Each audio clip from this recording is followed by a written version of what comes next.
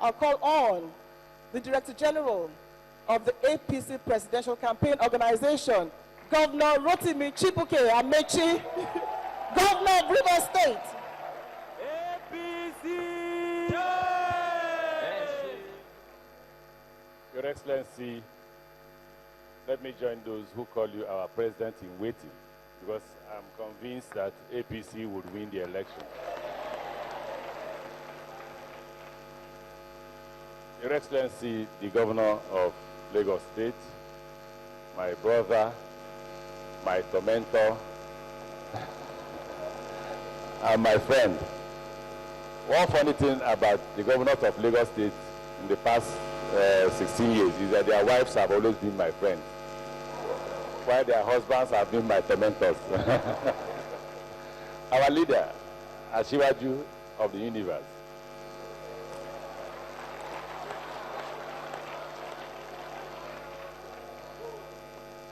You have an array of beautiful women lined up here, and if I start recognizing them, I will not finish. You know that this is Fayemi's wife, and Fayemi has always been my brother, especially when we had the struggle of 19, and somebody told me at that point that when we won that election and the president said he does not recognize the election, that it may happen in the 2015 election, and I said it's not possible. But the way things are going now, we must all not watch and pray alone. Watch, pray, and be ready for action. Action to resist them. So I recognize all of you, the deputy governor, the woman leader, and all the beautiful women on the high table this way. And also our first ladies and former deputy governor, and all of you are dear mothers and sisters.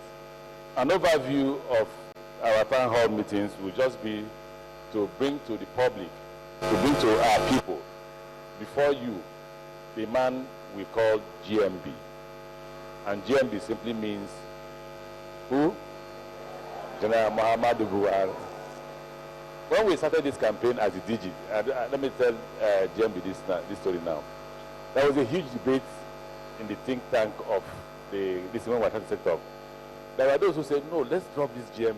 It smacks of military dictatorship and all that. And somebody said, don't try that.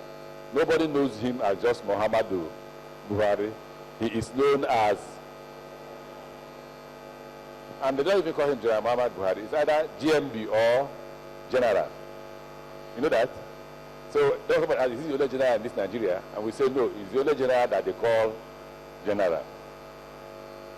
So we should bring him to you. Question him as much as you like, so that you can see that the other party, I don't know which party it is, is feeding the country with lies. And I will repeat what I told him yesterday when we were receiving some visitors. They say he doesn't smile.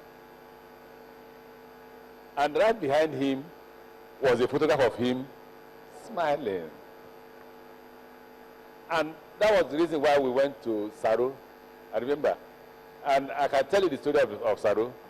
When we got there uninvited, GMB wanted to go home, and we said, no, sir, please, you must go with us. Give us 10 minutes. He said, okay, let's go. We got in there. He was laughing and laughing and laughing and laughing. And when it was 10 minutes, I said, sir, it's 10 minutes. He said, no, no, no, another 10 minutes. I said, okay, sir. And we waited another 10 minutes. I went back to him, sir, and he was smiling. God, no.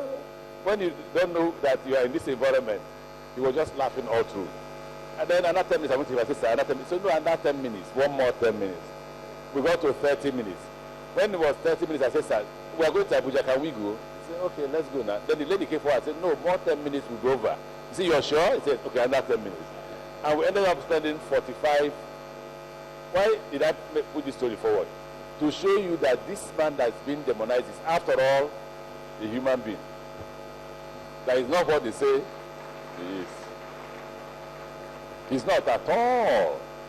He's not. And that he's also a man of his words. So we try to bring him before Nigerians so that Nigerians can see him, can ask him questions, and see that he's not what they say he is.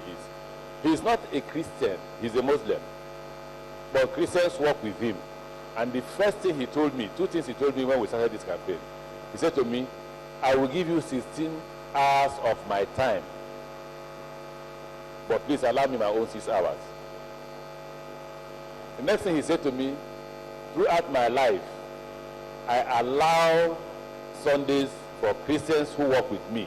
Please remove any Sunday from our program so that we will rest on Sunday to allow my Christian staff to go to work on Sundays. So if you observe, you have never seen us do any program on Sundays. Because he says to me, Sundays are for the Christians who work with me to go to churches and pray to their God. And that I found a bit difficult was during the Christmas season. And I said, sir, we need to start our campaign this December. He said, no.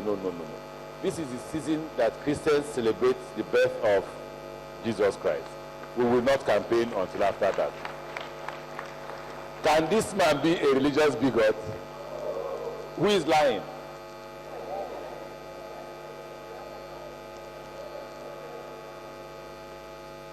So you see, that's why we want to bring him forward so you can hear him. No, like he says, when he reads his speech, ask him questions after that. You will see the real person. How many of you watch the Chatham House? You know, he answered all his questions, right? And somebody said, no, sir, he did not answer the one on Sharia. How many remember his answer from his chair, not from the table? No, how many remember? You can't remember. He said, oh, you know I don't like Sharia. Then he got up and came, he realized himself that he needs to answer. And then he became formal. But I'm more interested in his informal response when he had gone to see that. He said, oh, you know I don't like Sharia. But what are they saying? That he will impose what? How will a man that without realizing where he was saying, oh, you know I don't like Sharia, now impose the same Sharia that he doesn't? Who is lying?